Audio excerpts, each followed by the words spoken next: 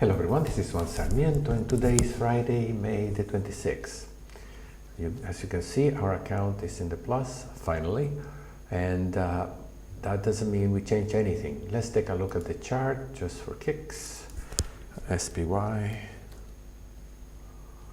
and looks like it's going to possibly a closing high today. That means it has not closed this high in a long time.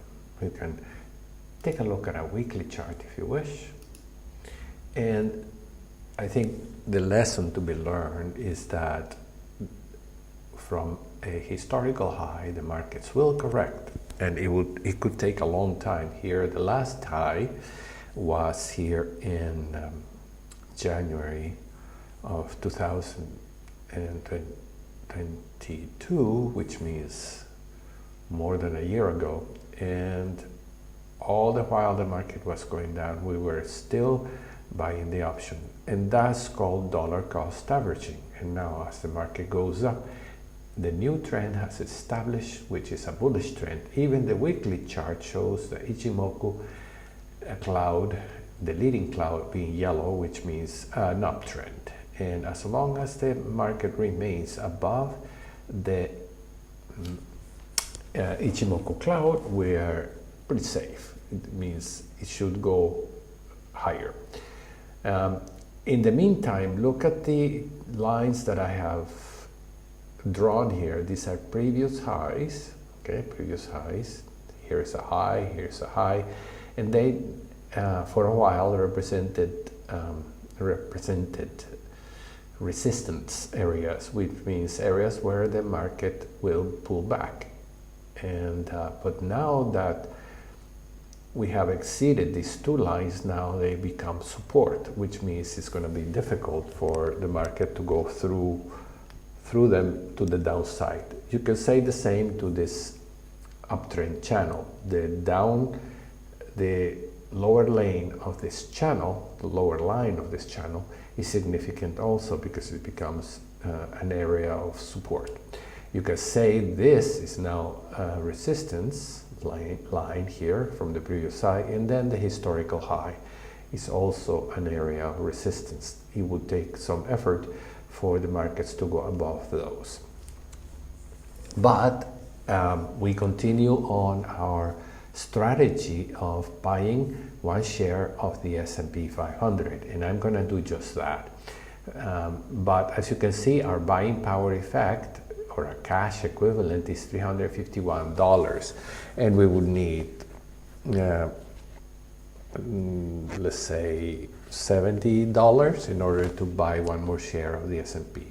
But what we've been doing is contributing to this fake account $500 every week. Okay, perhaps you can't do that in your real life, but you could do that.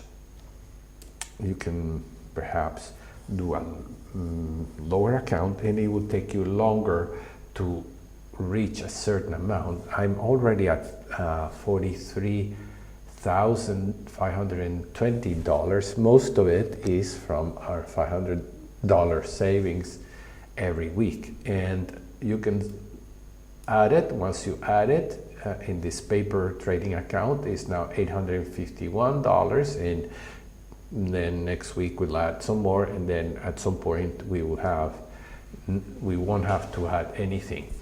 If you go to the Analyze tab, and you would see how many shares we have accumulated, and that means that I've been doing this for 103 weeks. 103 weeks is almost 2 years, and the average value of my trade is $418.92. That is. But we continue to buy one more share. You can say buy one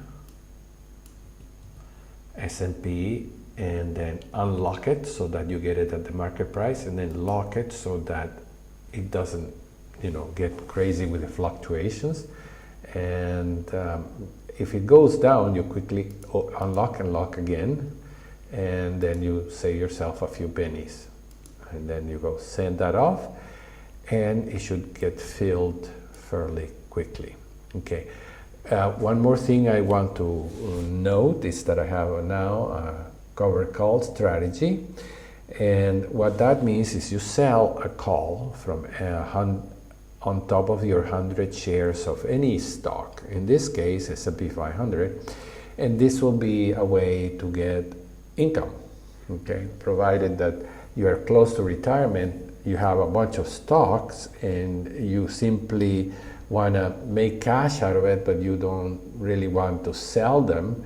Well, you can sell covered calls against them, and that what that means is you sell calls based on the intrinsic value, and I just got that field, so I have 104 based on the value of I'm sorry, I'm losing my track of. You sell one call based on the value of the extrinsic value of the call. You can get a certain amount. So in this case, we come over here. We know that we can sell a 420 call with about 30 days to expiration. Okay, I'd say 30 days, but that's quite flexible. In this case, we have 28, 35. You can look for the option that is worth the best extrinsic, or have the best extrinsic value, because that's the value that will go away. Okay, that value expires and you get to keep the money, regardless of the value of the stock. The stock will go up, will go down, but in the long run, as we know, it recovers, as we have shown, it recovers its value. The 420, we are assuming that the stock is worth $419 a year, 2 years from now, that or more. But we don't care. What we care is that this extrinsic value becomes cash for us. So if I click on the bid on this option that is 28 days for expiration, I get $695. Or you can go further to the 35 days, not much more than that, because this is the time where the option expired value becomes very very liquid, very quickly to be lost. The value of the option is reduced as we approach the expiration. And because I'm selling an option that is very, very close to the current value of today, this extrinsic value is essentially fake. It's just because there is a time value. There's a time value to that option, but there is no intrinsic value. Why? Because the option strike price is above the current stock market price. So in this case, if I click on the bid here, look what I'm getting. Okay, $714 is a little more than that, but it also has 5 more days. Okay, so you have to consider that and decide which one of the two would you sell. Okay, let's look at this from this perspective. Okay, so I want to get the $714. Well, okay, but the difference is $14, $15, $20 for 5 days more. So you get $20 for 5 days more. Okay, so I say, okay, let's do that. And when you show that together is a cover call, and this is what they should look like. Okay, and what that does is limit your upside potential correctly, but you can see that if the stock goes to anywhere here, I'm going to get $879 in profits, 714 of which are from the extrinsic value, and I get to keep that. The other additional money has to do with the value of the stock. But as you can see, it's a little slanted. That's because the cover call protects, or it applies to the 100 shares. We have 4 more. Okay, so if I do the cover call, I still have a little slant there, meaning as the stock increases, I make more money because I have those 4 calls, those 4 additional shares. I'm telling you this for you to consider if you are close to retirement to apply the covered call in some of the stocks, and then you get income every month, okay? If you don't care about your stock. And let's face it, a stock goes up and down, and it's okay if you have 30 years to go, but if you have only weeks to retirement, this will be a good time to start doing the covered calls and then begin to receive additional money that you can have for spending. Okay? But I'm not going to do that. I just wanted to discuss that. So follow me in my covered call strategy, which is being sort of fun to do. Okay? And I'm showing some of the tricks, the extrinsic value and how to roll it over.